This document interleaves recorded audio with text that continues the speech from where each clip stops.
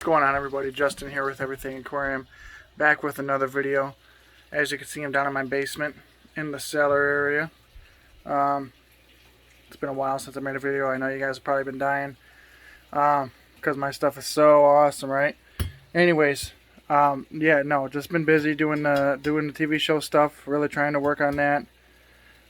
Busy working a lot. Family life, a lot of things have been going on. Anyways, I want to bring you something in the meantime that will kind of let you know I'm still here, still doing stuff with the fish tank stuff. So let's check out what we got for today. Here is the CO2, I'm not even sure how you say it, something Chinese CO2 generator. You put citric acid, baking soda, and water in it, and it creates CO2, right? Pretty simple. Anyways, what I'm going to do is I'm going to show you how I fill it. I'm going to show you how I hook it up to the tank.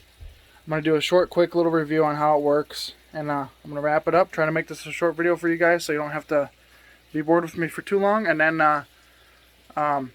yeah, that's it. So let's get right into the video.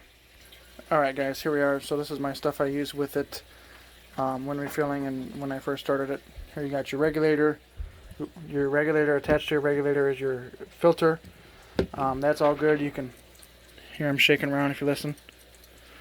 Those little beads in there. Regulator's good. Just cleaned out the tank.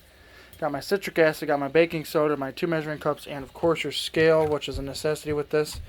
Yes, this is a shingled rabbit hutch, in case you're wondering what my table is, so that's really fancy. But anyways, what you're going to do is exactly what it says on the side.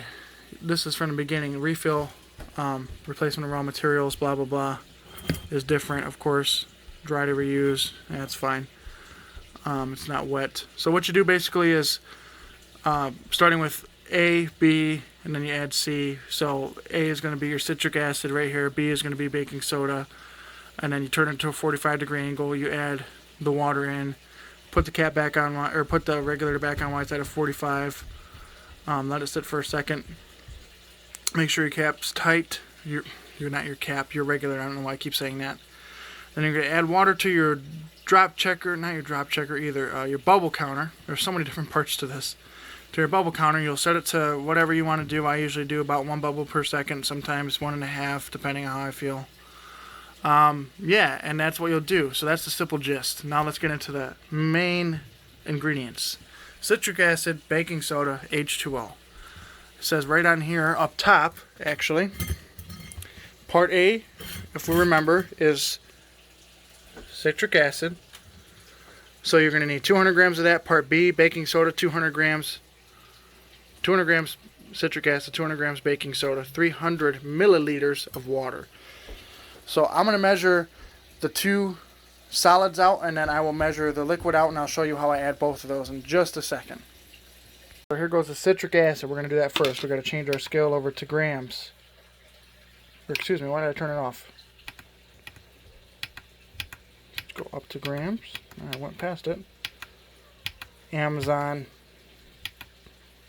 Alright, so it's at 0. We'll zero it out just to double check. We don't want to do anything over what it's supposed to be at.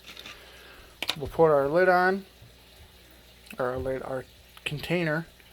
Now it's reading at 8 grams. It was at 9, so let me double check. Gram off, not too bad. We'll tear it out, so now it reads 0. If you take it off, you can double check it's 8, 9. I'll bring our bag over here. If I could do this one-handed. Open up our bag, and now what I like to do is just do a little scoop at a time just to kind of get an idea how much it's going to weigh. So that's 5 grams right there. So what I'll do then, excuse my hand, just take this package, do it one-handed because I'm lazy. I'll just pour in there slowly. Just like that, get a steady stream going, and you can see that going up on the scale. We need 200 grams. So we'll fill that up. Just to where it starts getting close. That should be good right there. Look at that. Spot on. I've done it so many times. You can't beat that right there. All I like to do is give it a little shake. Break up any big chunks if I see them. Put it back on, double check it. Bam, that's what I'm talking about. So now I'm going to do the same with baking soda, because that's not really different, and I suppose I'll show you the water too. First, let me show you how I dump it in. So this can be dumped in straight up or at a 45-degree angle. It doesn't necessarily have to be that. What I like to do is take this little flexible deli tray, I guess you could call it, and just bend it, because I don't have a funnel, and dump it all in there. The baking soda is a little bit more difficult because it's kind of sticky, if you know what I mean. Sorry about my camera work. I don't usually do this type of work at the same time. So mix that up, shake it out a little bit just so it evens out. One thing you're not going to want to do, and I've seen somebody do it before, is shake all the ingredients together. So if you put this in, the citric acid and the baking soda, please don't mix them together after. They have to be stacked. That way when you dump the water in, it doesn't go and boil over everywhere. If you mix them together, it's going to react immediately. You don't want that, because then you're going to waste a lot of CO2. And plus it's a pain in the butt to get back together. So I'm going to do the baking soda, I'll show you the water, and I'll show you what's next after that. Another quick reminder, when adding the second ingredient, which should be your baking soda, don't mix them together when they're in. So do this carefully. Let them stack instead of mix, and that way you won't have a bubble over or an immediate reaction when you add the water, because it will bubble everywhere. So yeah, stay tuned. I'm going to add a baking soda now, and then the water's next. Thing with the water, I'm going to take my cup, put it on the scale, it weighs 59 grams. I always like to double check it. Zero it out, and I will take it over and fill it. I'm going to assume we're a lot over, but let's give it our first try go. Wow, only 10 milliliters over. That's not bad. Let's dump a little bit out right into this cup right here. Just that way I don't have to fill it back up. That's about 5. That was probably a little too much. I'll probably get 209 or 292, I guess. And a little bit more. I like it to get as perfect as possible because it's really easy. It's just not that big of a deal. So 296. Add a little drop more. 297. 298. Going. Give me 2 right there. 300. 301. I'll take 301. That's fair enough for me because there's a little bit on the scale. So now what you're going to want to do, I'm probably not going to be able to do this with 2 hands, but you're just going to have to take my word for it. You're going to take this on a 45-degree angle like this, just like so. Pour it in there nice and slow. Put your regulator on real nice and tight, and then that'll be your reaction. Some people have the idea of not shaking it up a little bit. I like to swirl it nicely sometimes just for a couple seconds. Just that way everything mixes, and then it can start to bottle up. It's going to take, close to 24 hours for it to reach into the green, which is at 20 kg per centimeter, whatever that is, kilograms per centimeter. So yeah, it'll take a while anyway, so you're not going to be able to make it go any faster. You just have to let it build pressure. So I'm going to pour the water in there, I'll cap it up, and then I'll show you guys what's going on after that. Guys, she's loaded up, ready to go. Like I said, I'll give her a little swirl or two just to get things going a little bit faster so it can release in the morning when I want it to. As you can see, the pressure gauge has already started to move just a teeny off that bottom 0 line.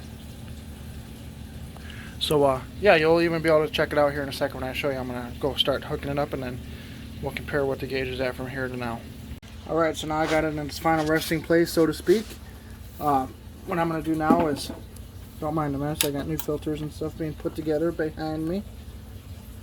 I'm going to put the bubble counter in, which is a nice push connect filter, or not filter, counter.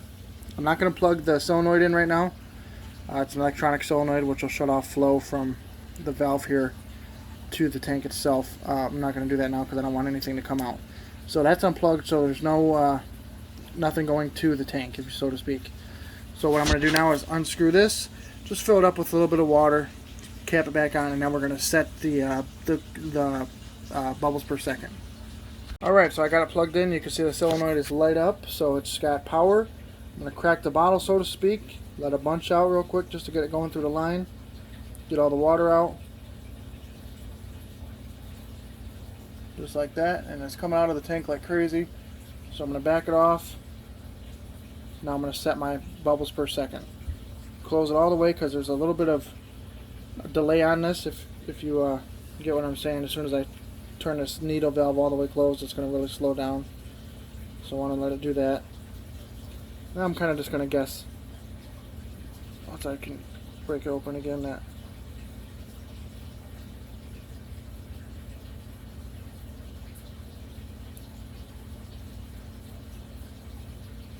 7, 8, 9. Now we're just doing some fine tuning.